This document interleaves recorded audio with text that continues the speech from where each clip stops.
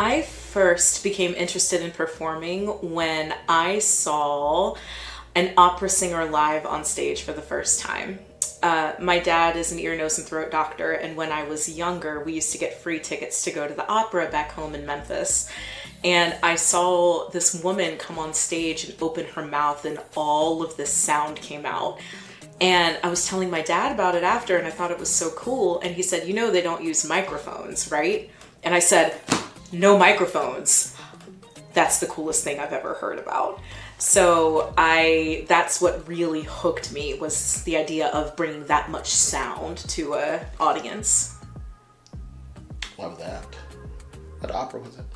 It was, I think the first opera was probably Magic Flute. I also saw a Samson and Delilah very early and had a lot of questions for my parents about what happened. I think we actually might have left that performance early because I think there were some questions my parents didn't want to answer.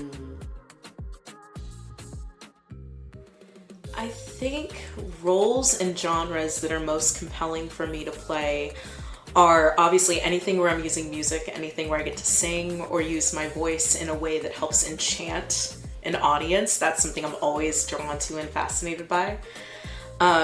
In my time performing as, a high schooler and in college, I've done a lot of work where I've played like moms and grandmothers and women of a certain age, because I think that's what my body type kind of most lent itself to the best.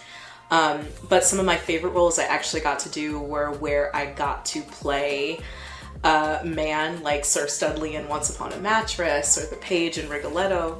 And I think for me, finding like how far can I push what my physical characterization, what people think of, how far away can I push from that successfully, is something that I always have a lot of fun doing on stage. So any characters where I get to bring out lots of parts of myself feel like they're a lot of fun.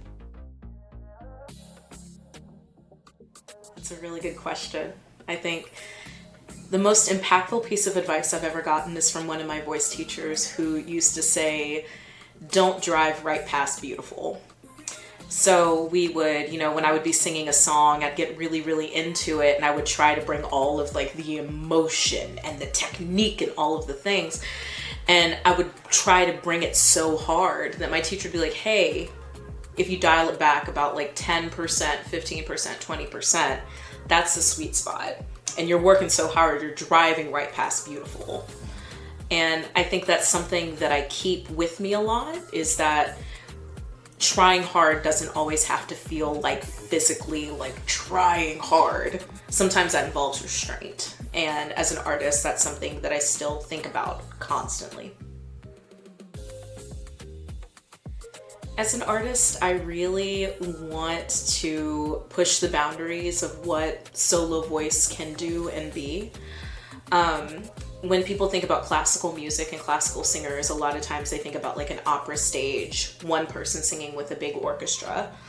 Sometimes people don't think as much about, one singer with a piano or one singer with a harp or something that's a little bit more intimate. And I really, really like telling stories in a way that doesn't always have to be grand. It can be intimate, and it can be something that's a little bit smaller and more precious. And when I think about what I like to do as a musician and as an artist and what I want to bring, I really, really want to create music that is approachable, that people can understand and enjoy listening to and helps them feel something. And sometimes I feel that opera and some of the grander styles don't do that as well. They don't make as much of a personal connection. Some artists are very, very skilled at that, but sometimes I feel so much more when something's a little bit more intimate. So as an artist, I really, really, really, I feel like I've done a good job if someone comes to a show and says, I didn't think I would like music like that, but I did because of the way that you sang it. That to me means that my work is successful. So much excites me about being part of this cast. I think It's wonderful to work with another group of diverse actors, voice actors, who are so skilled and so passionate about their craft. I think connecting with other artists in a city like Boston is really, really beautiful. I think we can all get into our spheres of like where we work, where we make art together. And this is an opportunity for us to look up and look out a little bit and connect with artists that we may not see as much. And I think that's really, really important, especially as artists of color, to be able to do.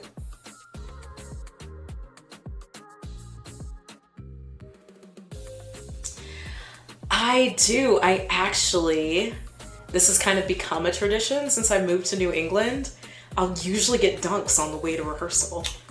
I'll pick up some dunks, and I usually do this before my church job, if I'm singing a gig, if I have, in winter, a hot coffee, or sometimes in summer, if it's real hot, a cold coffee with me to sip on.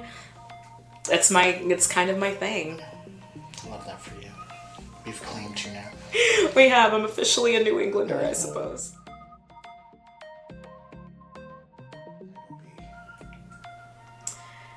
It's a really good question. If Dante wrote my book, I think the title would be No Regrets.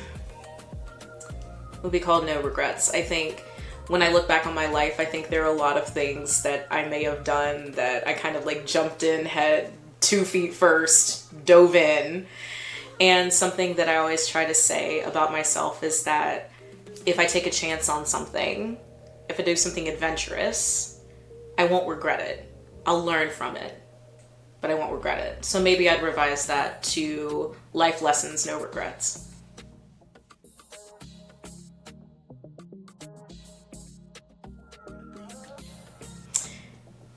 My wife and I talk about this a lot because we're actually watching Heroes right now. So like, what is your superpower? And staying on theme, I would want to use my voice. I would want to use my voice kind of like a siren, in a really cool way to kind of make people do stuff. My wife thinks that's kind of a lame power. She said she'd want to be invisible. No shade. I think invisibility is lame. You're just not there, like, okay. Well, and she's like she's very introverted, so there we go. Don't perceive me. Exactly.